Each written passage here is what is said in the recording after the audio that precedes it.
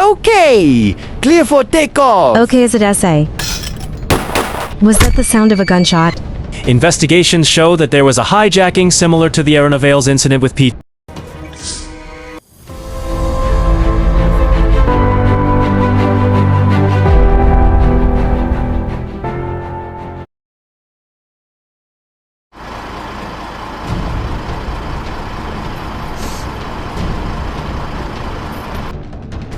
The twin-engine commercial aircraft rolls slowly along the taxiway, its landing lights cutting through the early morning mist. Inside the cockpit, Captain Marco Reyes, 45, steady hands, focused eyes, checks his instruments, while First Officer Sophia Chung, sharp, attentive confirms clearance with tower. Tower Aeronavales 2987. We're holding position at taxiway Bravo 7. Ready for runway assignment? Over the radio, a calm voice responds. Through the passenger windows, the airport terminal glows with warm lights. Ground crew in bright orange vests direct other aircraft in the cabin. Passengers settle in, some reading, some chatting quietly about their New Year's plans. First flight of the millennium. Should be good luck, right?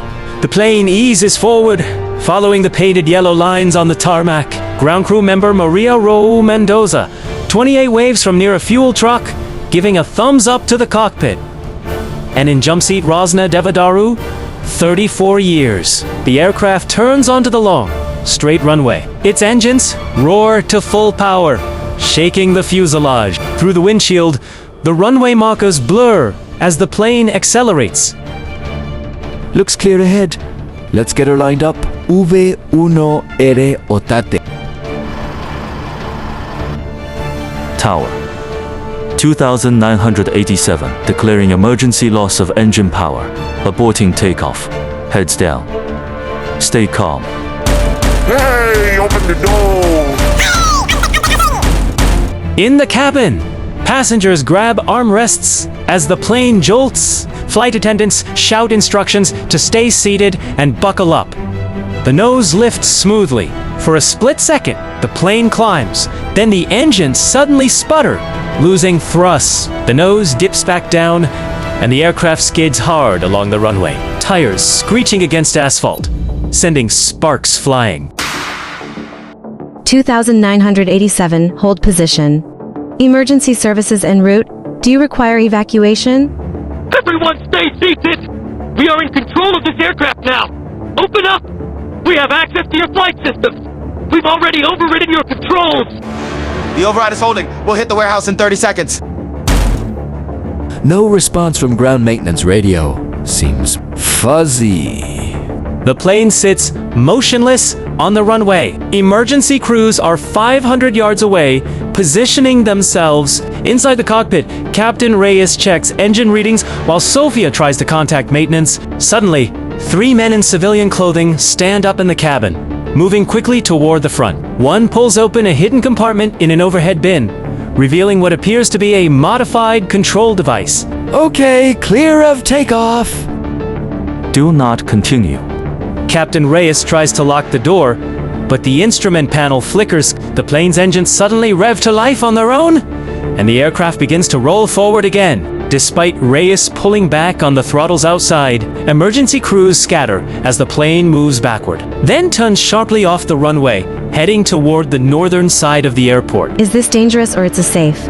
They've hacked the flight computer. We're not in control anymore.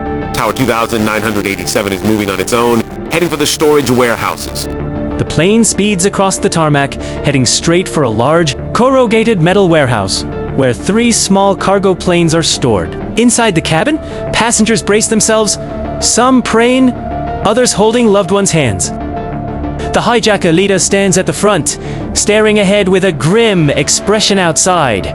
Ground crew members run for cover. One warehouse worker, Elena Vasquez, 35, pulls 2 colleagues behind a concrete barrier just as the plane's wing clips the side of the building, tearing a hole in the wall. The aircraft slams into the main section of the warehouse, sending debris and flames exploding outward. Brace for impact. Heads down, feet back. Take control!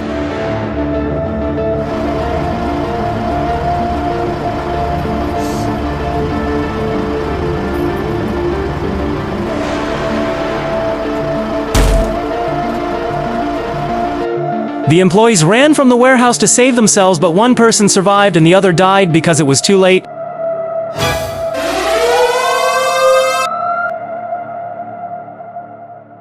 For a moment, everything is engulfed in fire and smoke. Then, silence, broken only by the sound of alarms and distant shouts. Emergency vehicles race to the scene, spraying water on the burning wreckage. Minutes later, rescue workers pull survivors from the plane's rear section, including Sophia Chun, who is conscious but injured. Outside the warehouse, Elena helps her colleagues out from behind the barrier, all shaken but unharmed.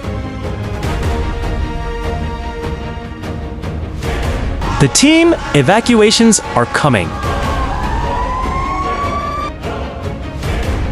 Excuse me, viewers. It is reported that a plane crashed due to hijacking by Group Archipelago. This incident is similar to the incident. An incident similar to the Aeronavales collision with a PV was caused by the hijacking of PV-239. We have survivors. Multiple casualties reported on the ground and in the aircraft.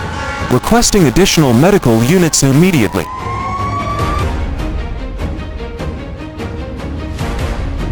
A large, brightly lit room filled with maps, photos, and technical diagrams. Chief Investigator Carolina Flores 52 meticulous, determined pins a photo of the crashed aircraft to a wall covered in evidence. Her team gathers around a conference table.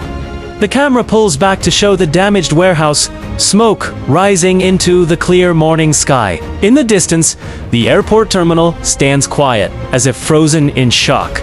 She points to a screen showing data from the plane's black box. We have two separate issues here. First, the apparent engine failure on takeoff. Second, the unauthorized override of the flight control system that led to the crash. So the engine failure was a deliberate move to stop the plane on the runway and give the hijackers time to act. What about the override?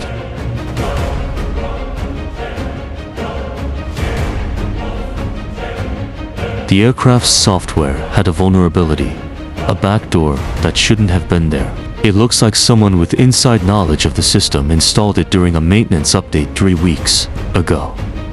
Initial analysis of the flight recorder shows the engines didn't actually fail. The power cut was simulated through the aircraft's computer system. Someone sent false data to the engines to make them shut down.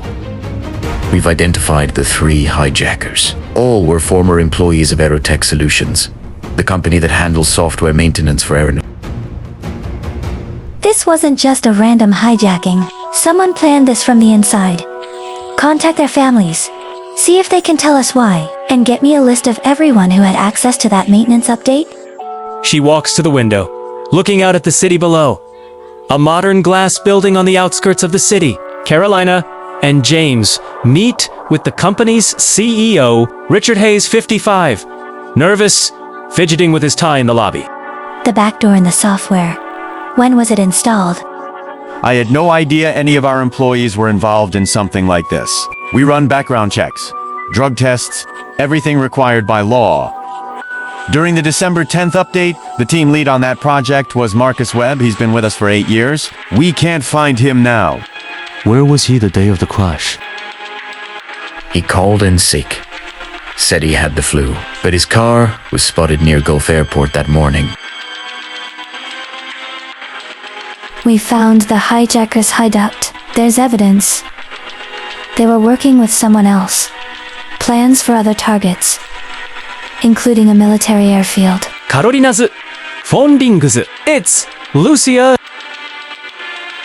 We need full access to your maintenance records, employee files, and server logs. This is bigger than just one plane crash.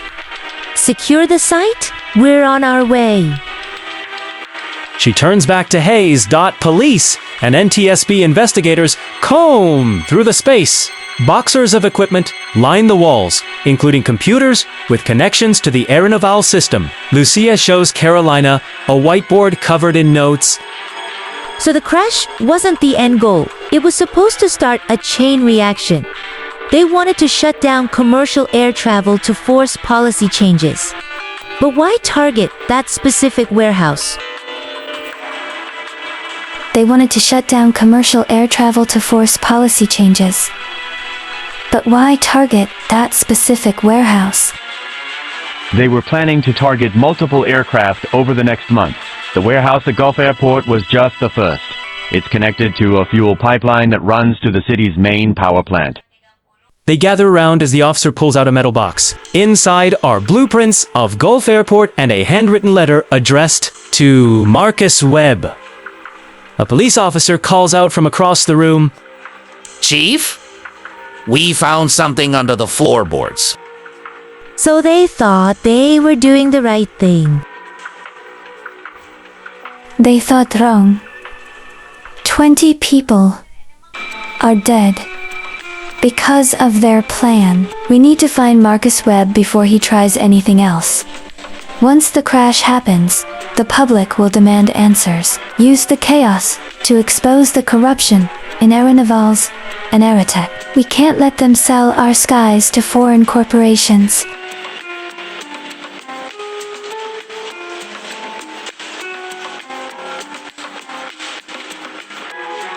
A press conference is set up. Carolina stands at a podium with the Aeronavales and Aerotech leadership beside her. Reporters fill the room, cameras flashing. What changes will be made to prevent this from happening again? After 2 weeks of investigation, we can confirm that Aeronavales Flight to 987 was targeted in a premeditated attack. The hijackers, working with a former Aerotech employee, exploited a vulnerability in the aircraft's software to take control. We're mandating immediate security updates for all commercial aircraft software in the country. A new oversight board will be created to monitor maintenance and ensure no unauthorized code is ever installed again. We're also working with law enforcement to track down the remaining suspect, Marcus Webb. 20 lives were lost that day. Passengers, crew, and ground workers. Our investigation isn't just about finding answers. It's about honoring those we lost by making air travel safer for everyone. The camera focuses on the victim's photos as the room falls silent. She pauses, looking at the photos of the victims displayed on a screen behind her. A reporter raises their hand. On January 1st, 2000, Aeronavales Flight 2987 was involved in a catastrophic incident at Gulf Airport on Main Island. The aircraft began taxiing and entered the runway for takeoff before experiencing what initially appeared to be engine failure, forcing it to abort and come to a stop halfway down the strip. It was soon revealed the power cut was simulated through a malicious software override, allowing 3 former Aerotech Solutions employees to take control of the plane. The hijackers directed the aircraft off the runway and into an aircraft storage warehouse, causing an explosion that claimed 20 lives to 10 on board and 10 on the ground, with 42 passengers and 3 ground crew surviving. An investigation by the National Transport Safety Board, led by Chief Investigator Carolina Flores, uncovered the attack was premeditated. The hijackers had exploited a hidden backdoor installed during a maintenance update 3 weeks prior. Working with a missing team lead named Marcus Webb, their motive was to oppose government aviation privatization, planning to trigger a chain reaction by targeting the warehouse connected to a city fuel pipeline. In response to the tragedy, immediate software security updates were mandated nationwide. A new oversight board established and efforts launched to track down Webb and prevent future attacks, with the investigation focused on honoring the victims by strengthening air travel safety for all.